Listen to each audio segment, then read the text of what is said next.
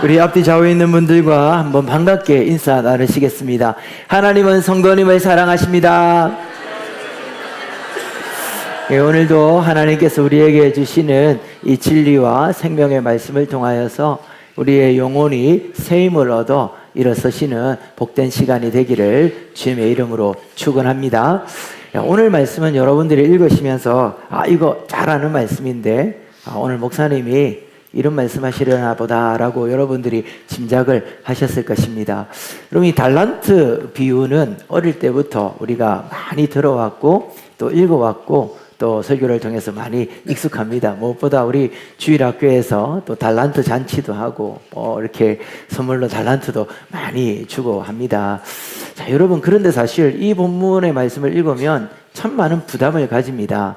그리고 또 몇 가지 궁금함이 생기죠. 여러분, 여러분들은 몇 달란트 받은 사람인 것 같습니까? 나는 과연 한 달란트 받은 사람인가 아니면 5달란트 받은 사람인가 라는 생각을 우리가 하게 되죠. 그리고 5달란트를 받았다라는 것은 그렇게 좋은 게 아닙니다. 왜냐하면 5달란트 받은 사람은 5달란트를 남겨야 되는 것이거든요. 그리고 한 달란트를 받았다고 해서 또 다행인 건 아닙니다. 남긴다라는 것이 그렇게 쉬운 일이 아니기 때문이죠. 우리가 흔히들 공부도 잘하고 노래도 잘 부르고 미술도 잘하고 또 운동까지 잘하고 거기다가 잘생기고 최악은 뭡니까? 그런데 착해요. 제일 나쁜 겁니다. 다 가졌는데 좀 못되면 그래도 욕이라도 하겠는데 너무 착합니다. 그러면 정말 이건 정말 말도 못하고 말하면 나만 나쁜 놈 되니까 제일 악한 거예요. 그래서 그런 사람들을 우리가 5달란트 받은 사람이라 그럽니다. 그래서 적게 가진 사람도 그렇게 큰 재능이 없는 사람은 나는 1달란트밖에 못 받았어 이렇게 이야기를 하죠. 또 우리 부모님들이 자녀들에게 우리 자녀들이 엄마 아빠 나는 잘하는 게 없어 이렇게 말하면 아니야. 하나님은 모두에게 1달란트 이상 줬으니까 너도 반드시 하나님께서 주신 달란트가 있을 거야. 중요한 것은 우리가 몇 달란트를 받은 게 중요한 게 아니라 어쨌든 마지막 인생의 끝에서 하나님 앞에서 남기는 인생이 되어야 된다라고 우리가 늘 생각해 왔고 또 그렇게 말씀을 들어왔어요.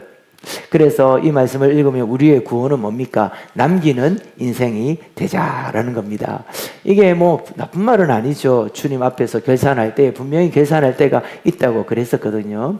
그때 빈손으로 가서 부끄러운 것보다는 많은 것을 남겨서 주님께 영광을 돌리고 칭찬받는 하나님의 백성이 되는 것이 정말 좋은 것입니다. 그런데 한편으로는 이런 말씀의 교훈이 우리에게 엄청난 부담을 줍니다. 그리고 때로는 두렵게도 만듭니다. 여러분, 과연 우리는 얼마나 남겨야 주님께 칭찬받는 종이 될 수 있을까요? 그리고 남기지 않는 인생들도 있지 않겠습니까? 예수님의 십자가 우편에 달려 죽었던 그 강도는 그의 인생 동안 주님 앞에 남길 만한 무엇인가를 남기고 살았을까요? 그렇지 않잖아요. 그래서 우리 마음속에는 남겨야 된다라는 그 압박감과 함께 남기지 않으면 주님께 책망받는다라는 그런 두려움을 이 말씀을 읽을 때에 느끼게 됩니다. 그런데 여러분, 사실은 책망받는 정도가 아니죠. 오늘 말씀을 읽어보면 남기지 않은 그 1달란트 받은 사람은 슬피 울며 이를 가는 곳 지옥불에 떨어지는 형벌을 받습니다. 여러분, 굉장히 무서운 말씀이죠. 남기지 않는 인생, 하나님 앞에 섰을 때에 들을 것이 없는 인생은 지옥불에 떨어진다라는 것은 사실은 우리가 알고 있는 하나님의 은혜의 복음과는 전혀 다른 이야기를 우리에게 들려주는 것입니다. 그러므로 이 말씀은 사실 우리가 잘 알지만 너무 잘 모르고 있고, 그리고 엄청나게 많은 것을 우리에게 누리게 하지만 오히려 우리를 위축되게 만드는 말씀이라는 것입니다. 이 말씀을 잘 이해하려면 여러분, 성경을 읽을 때에 모든 말씀이 그렇습니다. 우리에게 주어지는 한 본문만을 가지고 그 말씀을 이해하려고 하면 이와 같은 착오가 발생을 하는 겁니다. 오늘 이 말씀은 예수님께서 3가지의 비유를 하시는 중에 두 번째 비유로 드신 겁니다. 그런데 여러분, 이 세 가지 비유, 첫 번째는 잘 아는 열 처녀의 비유입니다. 기름을 준비한 다섯 처녀와 그렇지 않은 미련한 처녀, 그리고 달란트의 비유, 그리고 그 다음에 나오는 비유가 양과 염소 비유를 예수님께서 말씀을 하신 것이죠. 이 세 가지의 비유는 사실 각각의 비유가 아니라 하나의 이야기를 하기 위해서 예수님께서 연결시켜서 제자들과 그리고 사람들에게, 또 오늘 우리에게 들려주시는 비유 말씀이다라는 것입니다. 그럼 먼저 이 비유의 주제는 무엇일까요? 우리가 생각하는 것처럼 열심히 충성해서 내가 가진 재능으로 남기는 인생이 됩시다 라는 것을 말씀하는 것일까요? 우리 오늘 읽었던 25장의 시작이 이제 열처녀의 비유로 시작됩니다. 그 비유의 시작이 이렇습니다. 천국은 마치 이렇게 시작합니다. 즉 다시 말해서 이 비유는 무엇에 관한 비유라는 것이죠? 천국에 관련된 비유라는 것이죠. 그리고 나서 달란트 비유를 하실 때는 천국은 마치 이렇게 시작했는데 또 이렇게 시작합니다. 또라는 말은 앞에 비유와 이 비유가 어떻게 된다라는 것이죠? 연결된다라는 것이에요. 그리고 그 다음 양과 염소의 비유에서는 마치 이 이야기가 하나의 이야기인 것처럼 그냥 자연스럽게 비유로 넘어가는 것입니다. 그러므로 이 세 가지의 비유는 모두 무엇과 관련된 비유일까요? 천국의 비유입니다. 이게 배터리가 다 됐나요? 예. 자, 그러면 여러분, 첫 번째 비유는 어떤 천국에 관한 비유일까요? 주제는 그것입니다. 신랑 되신 예수님께서 언제 오실지 모르는데 지혜로운 다섯 처녀처럼 기름을 준비하여서 언제나 깨어 있으라는 것이죠. 예수님께서 다시 오시는 그 재림의 때가 언젠지 모르니까 우리는 언제나 깨어 있어서 기름을 준비한 다섯 처녀처럼 언제나 사모하는 마음으로 신랑 되신 예수님을 기다려라 라는 겁니다. 두 번째 이 달란트 비유도 역시 주인이 소유를 맡겨두고 떠나갑니다. 다시 돌아올 날을 기다리면서 이 종들이 해야 되는 일은 무엇이죠? 주인이 맡겨주신 그 소유를 가지고 충성스럽게 오실 때까지 충성을 다해 일을 해야 된다는 것이죠. 그리고 세 번째 양과 염소의 비유는 주님이 오시면 심판이 있을 것이다 라는 겁니다. 그래서 그때에는 오른편에는 양의 무리들, 왼편에는 염소의 무리를 두고 심판하신다는 겁니다. 양의 무리들은 어떤 자들입니까? 주님의 말씀대로 산 사람들이고, 염소의 무리들은 그렇지 못한 영벌에 들어가는 사람들을 말하는 겁니다. 요 핸드마이크 주세요. 아마 건지가 다 된 것 같습니다. 유명한, 여기 있습니다. 예, 유명한 말씀이 생각이 나네요. 사랑의 배터리가 다 됐나 봐요. 자, 그러면 여러분, 양의 무리에 속한 사람들은 어떤 사람들일까요? 여러분들은 그때 양의 편에 서겠습니까? 염소의 편에 서겠습니까? 이 세 가지의 비유를 하나의 비유로 본다면 양의 무리에 속하는 사람들은 열 처녀 중에 기름을 준비한 지혜로운 다섯 처녀입니다. 그리고 주인이 소유를 맡기고 떠나갔을 때에 충성을 다해서 열심히 일한 5달란트와 2달란트를 받은 사람들입니다. 반대로 염소의 무리에 속하는 사람들은 기름을 준비하지 않고 있었던 미련한 5 처녀들이고, 그리고 1달란트를 받아서 그 달란트를 땅에 묻어버린 그 게으르고 악한 종, 악하고 게으른 종이 바로 염소에 해당되는 사람들이라는 것이죠. 그리고 이 염소에 해당되는 사람들은 영원한 지옥불에 떨어지게 됩니다. 그러니까 여러분, 달란트 비유를 우리가 볼 때에 안 남기면 책망받는 정도가 아니라 지옥불에 떨어지는 영원한 형벌을 받는다라는 것이죠. 그렇게 생각하면 이 말씀은 굉장히 두려운 말씀입니다. 그런데 이 말씀의 핵심은 무엇입니까? 천국을 소유하고 천국을 기다리는 천국 백성들이 천국과 천국 사이에서 어떻게 살아야 하는가라는 것을 우리에게 알려주시는 말씀입니다.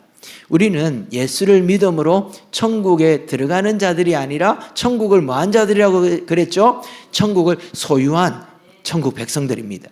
우리는 이 땅에서 천국을 소유한 천국 백성으로 살면서 다시 오실 완성된 영광스러운 하나님의 나라, 예수님의 재림과 함께 임하게 새하늘과 새 땅, 그 영광스러운 천국을 기다리는 사람들인데, 어떻게 기다려야 되냐? 지혜로운 다섯 처녀처럼, 그리고 5달란트, 2달란트 받은 이 착하고 성실한 충성된 종들처럼 이 땅을 살아가야 한다, 천국을 살아가야 한다라는 것을 우리에게 가르쳐 주고 있는 것이죠. 자, 그렇다면 이 말씀이 정확하게 의미하는 바를 우리가 조금 더 알기 위해서 우리가 가지고 있는 이 비유에 대한 오해들을 제가 하나씩 여러분들과 함께 풀어가려고 합니다. 첫 번째 오해는 주인에 대한 오해입니다. 우리는 주인이 뭔가 좀 불공평하다라는 생각을 가지게 됩니다. 어떤 사람에게는 5달란트를 주고, 어떤 사람에게는 2달란트를 주고, 어떤 사람에게는 1달란트를 줍니다. 아니, 똑같이 경쟁을 시키려면 같은 조건이어야 되지 않습니까? 모든 사람에게 5달란트를 주든지, 또 모든 사람에게 1달란트를 주든지, 아무래도 여러분 5달란트 받은 사람이 남기는 게 훨씬 더 유리하겠죠. 불리한 조건을 만들어주고 1달란트 받은 사람을 책망한다라는 것은 뭔가 공정하지 못한 것 같습니다. 그런데 여러분, 오늘 이 말씀을 읽어보면 이 주인은 정말 공정하고 공평한 분이라는 것을 알게 되어져요. 그냥 나눠주는 게 아닙니다. 자신의 소유를 각각 그 사람들의 무엇대로, 재능대로 나누어 주었다라는 것이죠. 1달란트도 감당하기가 버거운 사람에게 5달란트를 준다라는 것은 이건 엄청난 고문을 가하는 것입니다. 그리고 5달란트를 감당할 수 있는 사람에게 1달란트밖에 주지 않는다라는 것도 공정한 것이 아닌 것이죠. 주인은 각 사람의 재능대로 그 사람이 감당할 수 있을 만큼의 달란트를 그들에게 나눠줬다라는 거예요. 여러분들이 정말 제 설교를 주일마다 제가 여러분들에게 전하는 이 설교를 자세히 들은 분들은 여기에서 그러면 목사님 좀 이상한 게 있는데요 라고 질문을 하실 수가 있어요.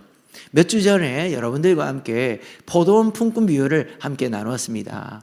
그거하고 이게 너무 상반되지 않습니까? 이게 모순을 일으키는데요. 그때는 아침 6시에 온 사람이나 그리고 저녁 5시에 온 사람이나 12시간 일한 사람이나 1시간 일한 사람이나 똑같이 한 데나리온을 주었지 않습니까? 그런데 왜 여기서는 그 재능을 따라 다른 달란트를 주는 것입니까? 이 말씀이 모순되지 않아요 라고 우리가 생각을 할 수가 있습니다. 근데 여러분, 한 데나리온과 그리고 금 1달란트, 5달란트가 같은 돈을 말하는 그런 화폐의 단위이기 때문에 우리가 착각을 할 수 있지만, 여기에서 5달란트, 2달란트, 1달란트를 굳이 포도원 품꾼과 비유한다면 그것은 그들이 받은 품삯이 아니에요.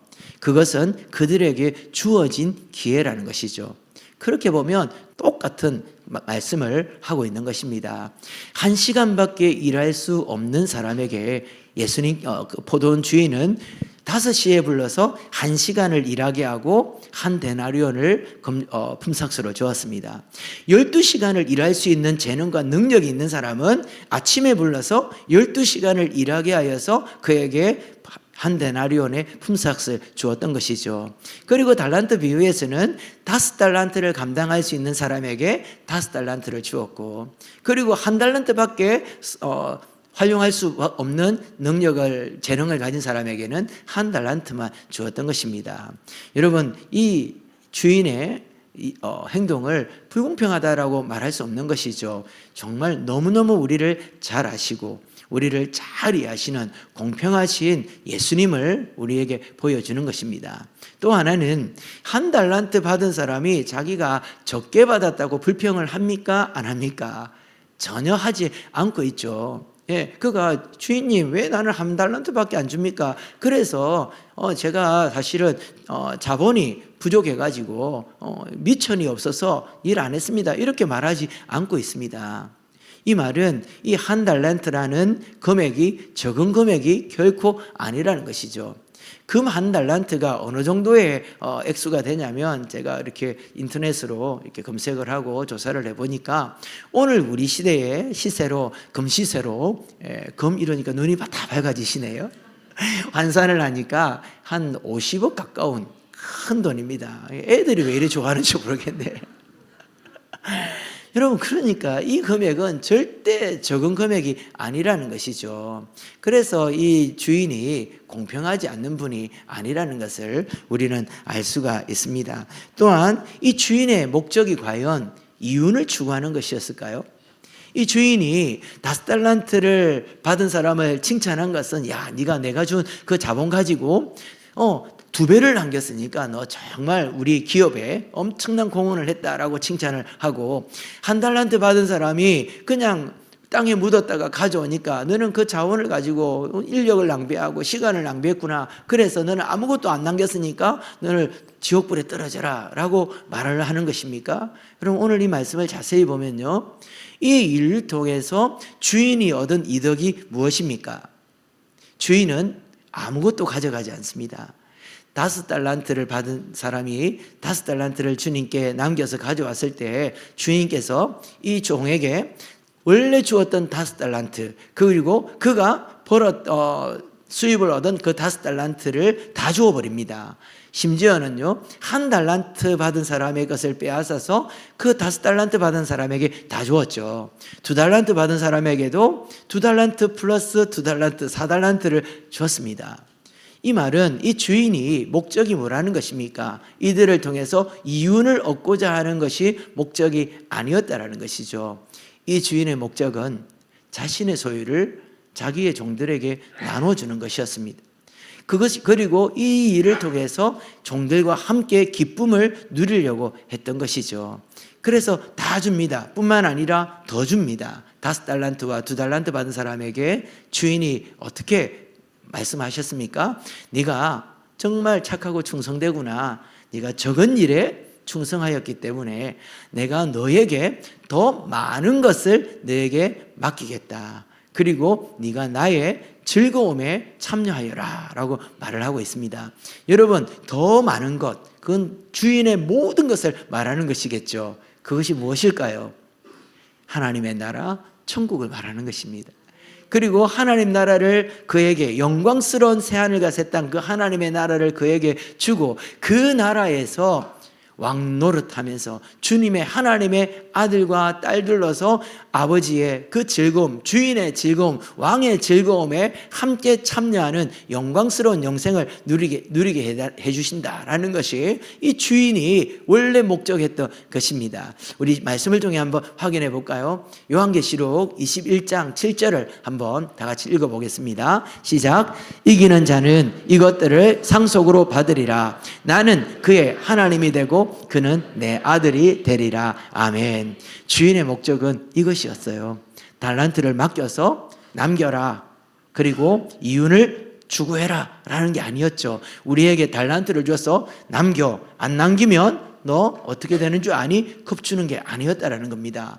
우리 주님의 목적은요, 우리에게 달란트를 주고 주의 소유를 주어서 그것이 우리의 것이 되게 하시고, 그리고 더 많은 것이 우리의 되게 하셔서 영광스러운 하나님 나라, 그 천국에서 주님의 아들이 되고 하나님의 자녀가 되어서 아버지의 기쁨에 동참하게 하는 것, 그것이 우리 주님의 목적이고 이 주인의 목적이었다라는 것입니다. 그러므로 여러분, 못 남기면 어떡하지? 못 남기는 정도가 아니라 주님이 주신 거 다 까먹어버리면 어떡하지? 라고 여러분 걱정하실 필요가 전혀 없다라는 것입니다.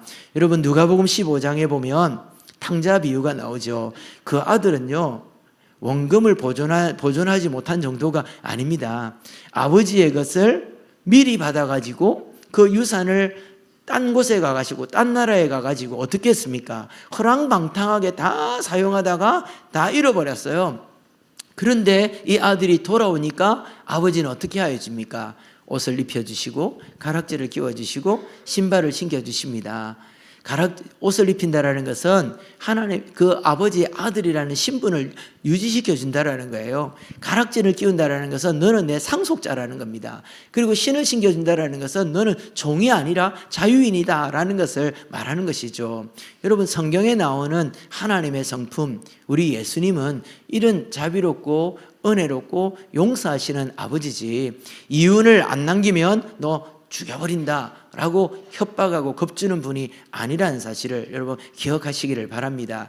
자, 두 번째는 누구에 대한 오해를 풀어볼까요? 5달란트와 2달란트 받은 사람들에 대한 오해를 풀어보려고 합니다. 자, 이 사람들이 그 달란트를 받아서 5달란트를 받아서 5달란트를 남기고 2달란트를 남겼는데 도대체 무슨 일을 한 것일까요?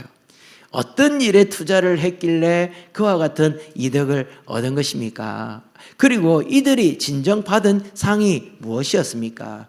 자, 여러분, 우리가 생각할 때에, 야, 요즘과 같이 이럴 때에 그런, 뭐 주식이면 주식, 뭐 그런 거 투자라면 투자, 그런 거 있으면 얼마나 좋겠습니까? 10,000원을 넣으면 10,000원이 나옵니다. 주인이 그것을 기뻐했을까요? 그리고 이 사람들이 그 일을 했을까요?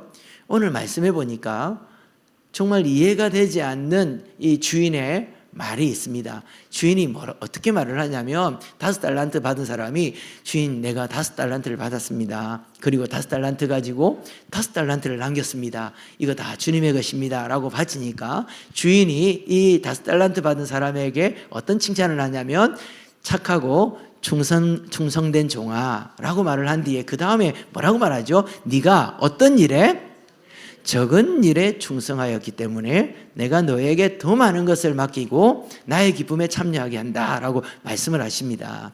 여러분, 이 적은 일이라는 말이 이상하지 않아요? 여러분, 아까 말씀드린 것처럼 1달란트가 50억 가까운 가치가 있다면 5달란트는 200억이 넘는 가치입니다.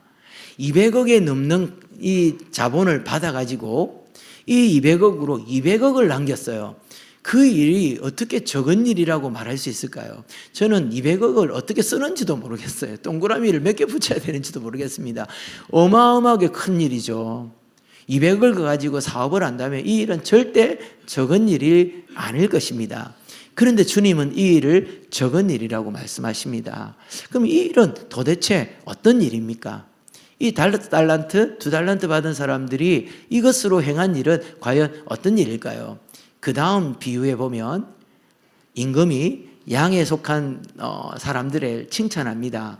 그러면서 이들이 어떤 일을 했기 때문에 하나님께 칭찬을 받는지를 설명해요. 그들이 행한 일이 무엇입니까? 너희가 지극히 작은 자를 영접하였고, 그들이 헐벗을 때에 옷을 입혀주었고, 그들이 배고플 때에 그들에게 먹을 것을 주었고, 그들이 아플 때에 치료하여 주었으며, 그들이 억울한 일을 당해서 감옥에 갇혔을 때에 그들을 돌보고 위로하여 주었다 라고 말합니다. 그 일을 왕은 적은 일이라고 말합니다.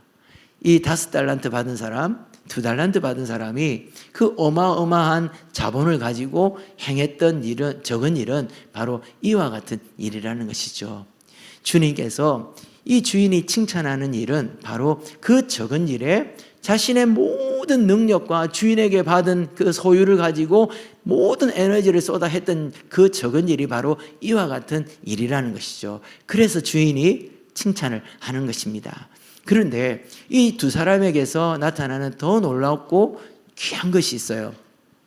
여러분, 5달란트를 받았습니다. 그런데 오늘 우리가 읽은 이 본문 말씀해 보니까 5달란트 받은 사람이 받자마자 바로 가서 장사를 했다라고 말을 해요. 자, 우리 여기 계신 여자분들 중에도 사업을 하시는 분들 계시겠지만 우리 남자 성도님들 한번 상상을 해보십시오. 주인이 나에게 200억을 투자를 했어요. 200억을 투자를 했는데 받자마자 바로 가서 장사를 한다? 그럼 이런 대책 없는 사람이 있을 수 있습니까? 이런 무계획적인 사람이 어디에 있습니까? 정말 이거 문제 있는 사람 아닙니까? 저에게 여러분 만약에 200억을 주신다 그러면 아마 한 달은 계획을 세워야 될 거예요. 이 200억을 가지고 무엇을 할까? 더군다나 이 200억은 내 돈도 아니라 주인의 돈입니다. 손실을 보면 안 되는 것이죠. 그러려면 정말 체계적으로 꼼꼼하게 계획을 세우고 어디에 투자를 할까, 어떤 장사를 할까, 어떤 일에 사용할까 치밀하게 계획을 세우고 고민을 해야 되는 게 맞지 않습니까? 준다고 낼름 받아가지고 좋아가지고 뛰어가가지고 장사를 했다, 망하기에 뭐 100% 망할 그런 징조죠. 그런데 이 사람은 바로 뛰어나갑니다. 어떻게 그럴 수 있었을까요? 그는 이 돈이 먼저 나의 소유가 아니라 주인의 소유라는 것을 그는 알고 있었던 것이죠. 그리고 이 주인의 소유인 이 5달란트 200억 정도의 이 자원을 만약에 주인이 이것을 가지고 사업을 하고 장사를 했다면 어떤 일에 이 돈을 썼을 것이다 라는 것을 정확하게 알았던 거예요. 5달란트와 2달란트 받은 사람은 주인에게 주신 그 돈을 받자마자 바로 갑니다. 그리고 주인처럼 그 돈을 사용합니다. 주인이 기뻐할 일에 그 일을 사용합니다. 주인이라면 이 돈을 가지고 반드시 이 일을 했을 거야 라고 그는 생각하고 그 일을 사용합니다. 그렇게 할 수 있었던 이유는 무엇일까요? 이 사람은 주인을 너무 잘 아는 사람이죠. 이 사람은 주인을 너무 신뢰했던 사람이고 주인을 사랑했던 사람입니다. 그래서 그가 받은 그것으로 적은 일에 모든 자원을 다 투자를 했던 것이죠. 그래서 주인처럼 돈을 씁니다. 주인처럼 적은 일에 충성을 다했던 것이죠. 그래서 많은 사람들이 이 하인들이 일을 하는 것을 볼 때에 야, 저 사람들 꼭 저거 주인처럼 일하네? 야, 저 사람들 주인을 정말 사랑하는가 보다 라고 생각을 했을 거예요. 창세기에 보면 하나님께서 우리를 창조하실 때 어떻게 창조하셨다고요? 하나님의 형상과 하나님의 모양을 따라 창조하셨다라고 말씀하셨습니다. 그것은 우리가 하나님의 성품을 담고 하나님에게 있는 선한 것을 닮았다라는 말씀이기도 하지만 지난번에 말씀드린 것처럼 기능적 의미예요. 하나님이 우리를 하나님의 모양대로 하나님의 형상, 하나님의 동상으로 이 땅에 세우신 것은 표지석이라는 겁니다. 우리를 통해서 이 땅이 하나님의 소유라는 것을 드러내려고 우리를 하나님의 형상으로 지었다라는 거예요. 즉 다시 말해서 우리가 하나님의 형상이라는 것은 우리는 하나님을 기억나게 하는 사람, 우리는 하나님이 생각나게 하는 사람, 하나님처럼 살아가고 하나님처럼 말하고 하나님처럼 행동하여서 이 땅 가운데 하나님의 나라가 편만하도록 정복하고 다스리는 그 사명과 은혜를 받은 자들이 인간이라는 것이죠. 그래서 우리 모든 성도들은 이 땅에서 예수님처럼 살아가는 사람들입니다. 하나님처럼 살아가는 사람이에요. 우리가 하나님의 형상으로 회복되었다는 것은 이 땅에 안 믿는 사람들이 우리를 보고 야, 저 사람 보니까 하나님이 어떤 분인 줄 알겠어. 저 사람 보니까 예수님 내 성경을 한 번도 안 읽어봤지만 저 사람을 보니까 성경에 나오는 예수님이 어떤 분인지 내가 알 것 같아 라고 사람들에게 주인을 소개하고 주인을 알리고 주인이 어떤 분인지를 보여주는 사람이 바로 성도라는 것이죠. 여기에 나오는 5달란트, 2달란트 받은 사람들이 바로 그런 사람들이에요. 받자마자 바로 가서 장사합니다. 계획을 세울 필요가 없죠. 그걸 어떻게 쓸까 고민할 필요가 없습니다. 왜냐하면 그들은 너무 잘 알았거든요. 평상시에 주인이 그의 소유를 어떻게 사용하는지 그는 보았었고 그것 때문에 감동하였었고 그래서 나도 만약 돈이 생긴다면 자원이 생긴다면 나도 우리 주인처럼 살아가야지, 우리 주인처럼 돈을 사용해야지, 우리 주인처럼 나에게 주어진 능력을 그렇게 사용해야지 라고 늘 생각하고 있었던 사람들입니다. 성경이 마태복음에서 마태가 계속 그 이야기를 하고 있는데 그를 누구라고 그럽니까? 제자라고 말씀하셨죠. 주인을 따라가는 사람, 예수님을 따라가는 사람, 예수님을 닮은 사람, 이 두 사람은요 평상시에 주인이 어떻게 사는지를 늘 보았던 사람입니다. 그리고 그 모습을 흠모하였던 사람이죠. 그래서 나도 우리 주인처럼 살 수만 있다면, 나도 우리 주인처럼 살고 싶은데 그것이 소원이고 그것이 그들의 열망이었습니다. 그래서 주인의 소유를 받자마자 뛰어갑니다. 나도 우리 주인처럼 살아야지, 나도 우리 주인처럼 적은 일을 위해서 이거 사용해야지 라고 했던 것이죠. 그렇다면 여러분, 그렇게 산 이들에게 주어진 보상이 무엇이었습니까? 5달란트를 벌어오니까 주인이 5달란트를 줍니다. 원금 플러스 이윤을 다 줘버리는 거예요. 거기다가 5달란트 받은 사람은 1 플러스 1, 1달란트 받은 사람의 1달란트 뺏어가지고 11달란트를 줘버립니다. 여러분, 그게 이 사람들이 받은 보상일까요? 예, 물론 보상이죠. 우리가 그것을 꿈꾸면서 신앙생활 하고 있지 않습니까? 그런데 여러분, 그거 받아요. 맞아요. 우리가 주님 앞에 섰을 때에 주님 내가 이만큼 남겼습니다 라고 말하면 주님께서 칭찬해 주실 것입니다. 그리고 우리에게 상급을 주실 거예요. 그런데 그게 진짜 상급이 아니라는 거예요. 주인이 말합니다. 네가 적은 일에 충성하였기 때문에 내가 너에게 더 많은 것을 맡긴다.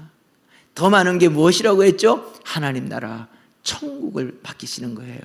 새 하늘과 새 땅, 여러분 상상이나 해보셨습니까? 영광스러운 하나님의 나라, 예수님께서 재림하실 때에 가지고 오실 완성된 영광스러운 그 하나님의 나라를 가지고 오셔서 우리한테 너희들 이거 맛만 봐라, 구경만 해라, 그렇게 말씀하시는 게 아니고 착하고 충성된 종아, 너희들이 적은 일에 충성하였기 때문에 이 하나님의 나라, 이 천국을 너희에게 맡기노라. 그리고 나와 함께 그 나라에서 함께 왕노릇하면서 이 천국의 기쁨과 천국의 즐거움에 너희들도 함께 하자라고 말씀하시는 거예요.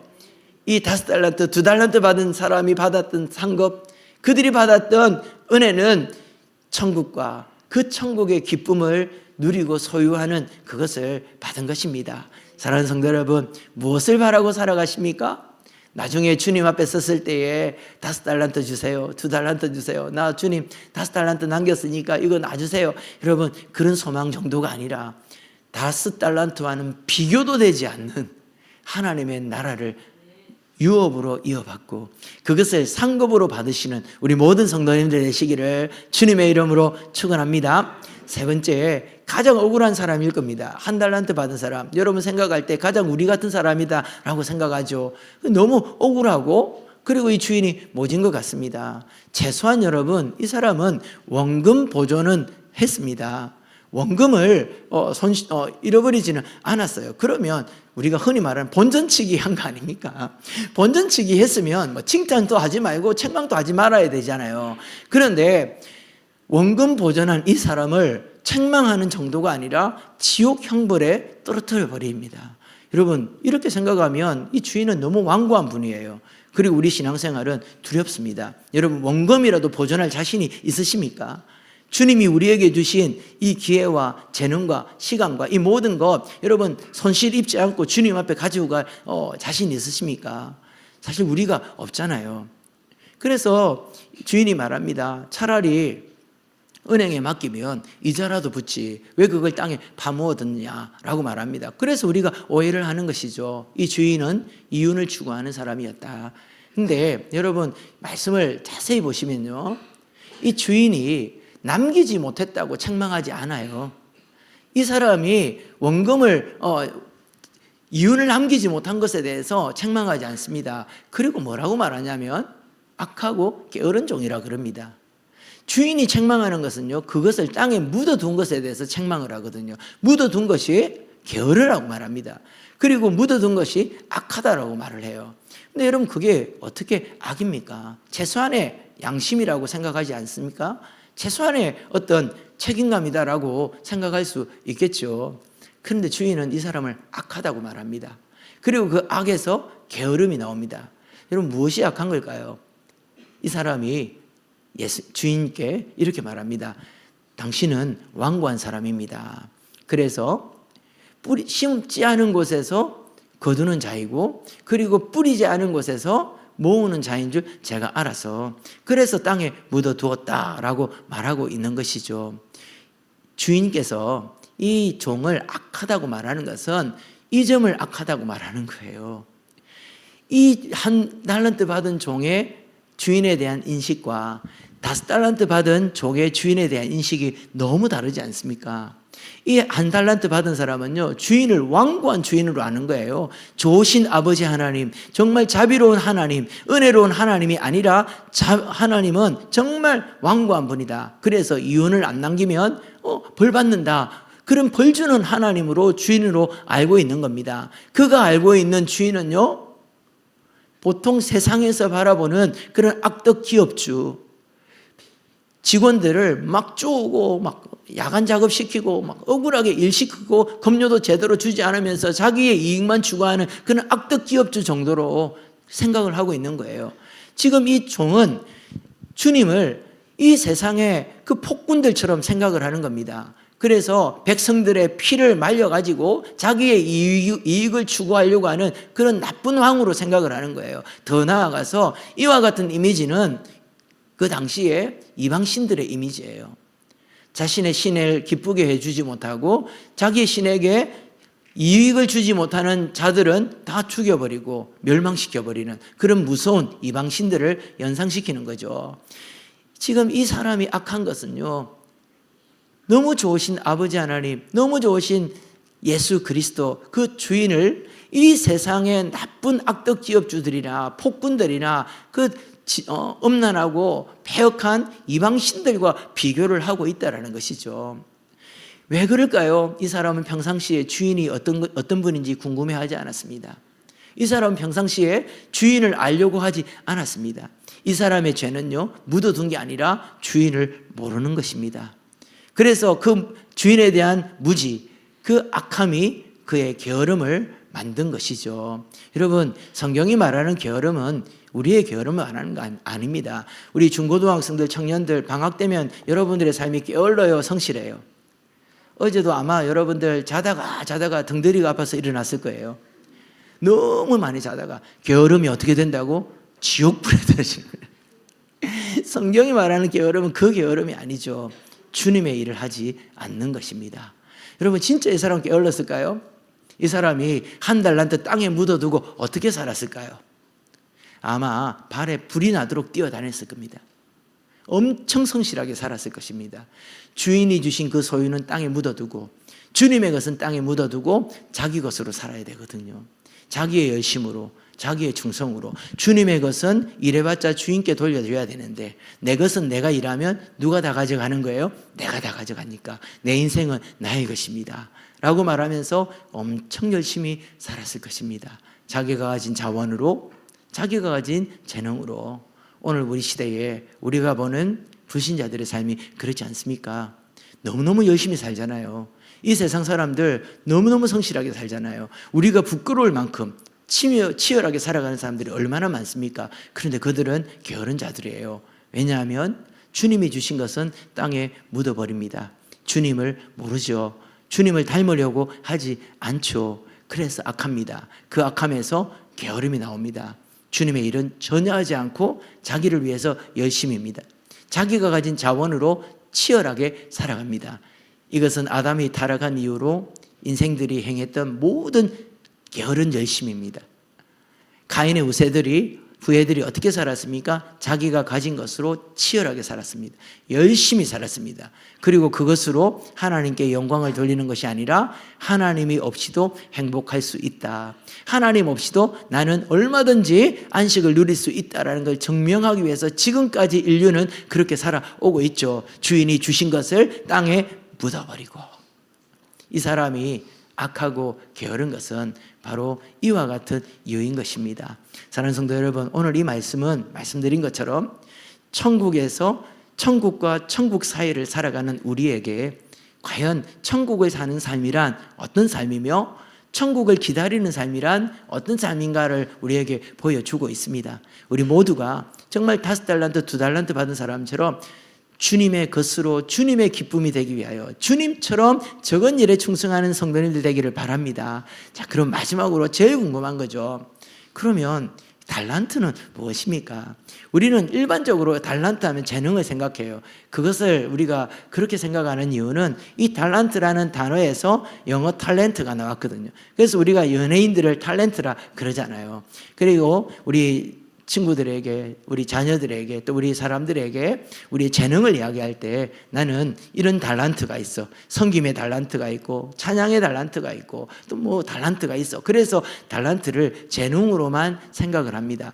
근데 여러분, 이 성경 비유를 읽어보면요, 여기서 달란트가 무엇을 비유하는지는 저희들이 알 방법이 없습니다. 왜냐하면 이 비유를 말씀하시는 주인의 예수님의 의도가 이 달란트는 이와 같은 거다라는 걸 드러내려고 하는 의도가 없었기 때문이에요. 단지 정확하게 말할 수 있는 것은 이 달란트는 누구의 것이라는 거예요? 주인의 소유라는 것이죠. 그래서 어떤 분들은 이것은 재능과 기회와 시간과 물질, 이 모든 것들을 말하는 것이다 라고 말씀을 합니다. 그리고 어떤 신학자들은 이 달란트는 복음을 말하는 것이다. 그리고 천국 하나님의 나라를 말하는 것이다 라고 이야기를 하기도 합니다. 분명한 것은 이것은 주님의 소유라는 것이죠. 저는 이 달란트가 교회라고 생각하고 싶습니다. 왜냐하면요, 이 땅에 하나님께서 이 땅에서 우리에게 주신 하나님의 가장 중요한 소유는 무엇입니까? 교회거든요. 예수님의 핏값으로 사신 교회. 이 교회가 가장 풍성하죠. 5달란트와는 비교가 되지 않는 풍성함이 교회 안에 있습니다. 그리고 교회가 정말 존귀하고 너무 영광스러운 것이죠. 그래서 저는 여기서 말하는 달란트는 교회라고 말해도 괜찮겠다 싶습니다. 여러분, 우리 모두에게는 하나님께서 동네 제일교회라는 달란트를 주셨어요. 이 달란트가 5달란트인지 2달란트인지 1달란트인지는 우리는 모르지만 중요한 것은 이 모든 것들은 이 동네 제일교회라는 달란트는 누구 것이라는 겁니까? 하나님의 것이죠. 그러면 이거 가지고 뭐 해야 될까요? 적은 일에 충성을 다해야 되겠죠. 그 적은 일이 무엇이었습니까? 지극히 작은 자를 영접하고 헐벗은 자들에게 옷을 입히고 그들에게 먹을 것을 주고 아픈 자는 치료하여 주고 억울하게 감옥에 갇힌 자는 위로하여 주고 돌봐주는 것, 그게 적은 일이죠. 달란트로 해야 되는 일이고 우리 동네 제일교회가 충성을 다하여서 해야 되는 일이 바로 이 일이라는 것입니다. 저는 작년과 올해를 넘어서면서 참 제 마음에 담임 목사라서 너무너무 기쁨이 있습니다. 지난 여름에 청소년 연합수련을 통해서 작은 개척교회들을 함께 섬기고 도왔습니다. 물론 우리는 많이 힘들었죠. 특별히 우리 권사님들 너무 수고하셔서 제가 너무 감사합니다. 뭘 해드릴 수가 없어서 아무것도 못 해드리는 것에 대해서 죄송하고요. 하지만 그 일을 통해서 작은 자들이 위로를 받았어요. 수련회 끝나는 날 어떤 여자아이 하나가 제게 조그만 편지를 주고 갔는데 그 편지에 이렇게 적혀 있습니다. 목사님, 우리 교회는 중고등부가 저 한 명밖에 없어요. 그런데 이런 수련회 개최해 주셔서 너무 감사합니다. 이번 수련회에서 결단을 했어요. 제가 우리 교회에 마지막 남겨져 있는 등불과 같은 사무엘 같은 사람 되겠어요. 편지를 저한테 줘서 제가 편지를 고이 간직하고 있습니다. 15개의 개척교회에서 뭐 2명, 3명, 1명 이렇게 와가지고 우리 교회 섬김을 통해서 은혜를 받고 갔습니다. 이번 겨울에도 어제까지 우리 청년 수련회, 연합 수련회 했잖아요. 굳이 우리가 해야 될 이유가 없어 보입니다. 그럼에도 불구하고 많은 개척교회의 청년들이 함께 동참하고 제가 그곳에 목사님들을 만날 때마다 제가 한 건 아무것도 없는데 저에게 너무 고맙다고 이런 정말 고퀄리티의 수련회를 개최해 주셔서 너무 고맙다고 인사를 하는데 참 마음이 기뻤어요. 그리고 우리 지난주에 우리 초등부가 겨울 캠프 하는데 우리끼리 가지 않고 지난번에 와서 간증했던 변희석 목사님 교회에 그 다문화 가정의 아이들을 초청하고 또 이채희 목사님이 개척한 그 교회에 아이들을 초청해가지고 함께 캠프에 참석하고 또 눈놀이도 하고 막 했어요. 그리고 아이들이 내년에도 또 불러달라고 그렇게 말하고 갔답니다. 그리고 그 목사님께서 제게 전화가 왔어요. 너무 고맙다고. 정말 말을 듣는데 제가 송구스러울 만큼 너무 감사해 하더라고요. 우리 교회가 그렇게 해주지 않으면 그들은 누리지 못하는 사람들이에요. 이와 같은 일이 적은 일입니다. 제 마음에 올해부터 정말 우리가 5달란트 받은 동네 제일교회라는 이 달란트를 우리가 받았는데 그 적은 일을 찾아서 주인이라면, 예수님이라면, 우리 하나님이라면 우리 동네 제일교회를 통해서 어떤 일을 할 것인가라는 것을 고민하기를 바랍니다. 그리고 주님이 하고 싶어 하시는 그 일을 바로 가서 장사했던 그 5달란트 하인처럼 즐거움으로 그 일을 하기를 바랍니다. 지난번에 말씀드린 것처럼 이 동래구 안에 살아가시는 우리 독거노인들 언제 어떻게 돌아가시는지를 몰라서 고독사를 하는 그런 상황 속에서 여러분, 우리는 과연 그들을 위해서 무엇을 할 수 있을까요? 그 일이 여러분 내가 해야 될 일이고 우리가 해야 될 일이라고 여러분 생각지 않으십니까? 주님이시라면 그 일을 위해서 달란트를 사용하셨을 거예요. 그리고 여러분, 우리 주위에 많은 어르신들을 이번 여름이나 뭐 내년 빨리 할 수 있으면 좋겠어요. 요즘 어른들이 얼마나 외롭고 고독합니까? 손자들 다 있지만 찾아오지 않아서 그 외로운 분들을 교회에 초청하여서 1년에 한 번 내지 2번 정도 우리 교회가 그분들을 위한 실버 잔치를 배설할 수 있으면 좋겠어요. 그래서 이곳에서 그분들이 천국의 잔치를 맛볼 수 있도록 우리 교회가 그 일에 우리의 달란트를 사용할 수 있으면 정말 좋겠습니다. 그리고 제가 자주 말하지만 여러분, 우리 교회에 많은 귀한 사역자들이 배출되었습니다. 그러나 여러분들이 정말 자랑하고 정말 그것에 대해서 정말 자부심을 가져도 될 만한 우리 사역자가 있어요. 우리 정연두 목사님에 대해서 제가 자주 이야기하지만 청소년 쉼터라는 이 기간은요, 그냥 아이들 데리고 가출 청소년 데리고 사는 그런 것이 아니에요. 소년원에서 범죄한 아이들, 비행청소년들, 부모에게 버림받은 아이들, 들깨처럼 사납고, 그리고 이 세상에 정말 버림받아서 아이들이 사나워질 대로 사나워진 그 아이들을 한 집에 10명씩 데리고 사는 겁니다. 여러분들, 우리는 저놈들 하나를 데리고 사는 것도 힘들잖아요. 멀쩡하게 신앙생활 잘하고 공부 잘하고 고개 숙이는 애들은 걔가 진 줄 알고 부끄러워서 고개 숙이는데, 저 아이들도 내가 낳은 자식도 데리고 사는 게 때로는 힘든데, 남의 자식, 거기다가 들깨 같은 사나운 아이들이에요. 그 아이들을 10명씩 데리고 잠을 잡니다. 함께 생활을 합니다. 내일 누구 하나 도망치면 어떡할까? 노심초사 잠을 못 주무신대요. 그리고 아이들 하나 도망가면 그 아이 찾으러 온 부산시를 쫓아다니면서 그 아이를 찾아다닙니다. 자기 가족들과 함께 온전한 식사 한번 하지 못하고. 그 일을 여러분, 우리가 해야 될 일이라고 생각지 않습니까? 주님께서 이 땅에 오신다면 그 일 하지 않으실까요? 주인이 하셨던 일, 창기를 찾아다니시고 세리를 찾아다니시고 나병 환자를 찾아다니셨던 우리 주님이 바로 그 일을 하셨는데, 우리가 진정으로 해야 된다면 그 일을 해야죠. 장애우들이 많은 도움을 필요하고 있습니다. 미혼모들이 많은 기운을 필요하고 있고요. 우리 교회에도 이주민 여성이 계시고, 또 외국에서 유학 온 유학생이 있습니다. 이제 그분들이 이 땅에서 소외를 당하고 어려움을 당할 때에 그들의 친구가 되어지고 그들의 필요를 채워주는 일, 그거 우리가 해야 될 일이 아닐까요? 이전에 제가 꿈꿨던 일이 있는데 교회를 옮기면서 못하게 되었어요. 매년마다 대학생들과 함께 농촌 봉사활동을 하면서 그 목사님하고 함께 계획한 건데, 그 지역에 있는 이주 여성들을 우리가 돈을 모아서 1년에 한 번씩 고향에 보내주면 좋겠다. 그리고 그분들 고향을 갈 때마다 제가 섬기는 그 교회의 의료팀들을 구성해가지고 그 여자분이 고향에 갈 때 다 같이 가가지고 의료 봉사를 하면 그 여성이 얼마나 좋아하겠느냐. 그리고 그곳에 있는 가족들이 이 여자분에 대해서, 대한민국에 대해서, 교회에 대해서 어떤 마음을 가지겠는가라는 것들을 꿈을 나누었는데 그걸 할 수 없게 되었습니다. 오면서 앞으로 우리가 그런 일을 하면 안 될까요? 우리 주님이 만약에 지금 오셔서 하신다면 그분들을 돌보는 일을 주님께서 하실 것이다 라고 저는 생각되어집니다. 사랑하는 성도 여러분, 우리 주님이 동네 제일교회라는 어마어마한 달란트를 우리에게 맡겨주셨습니다. 우리가 이것으로 무엇을 해야 할까요?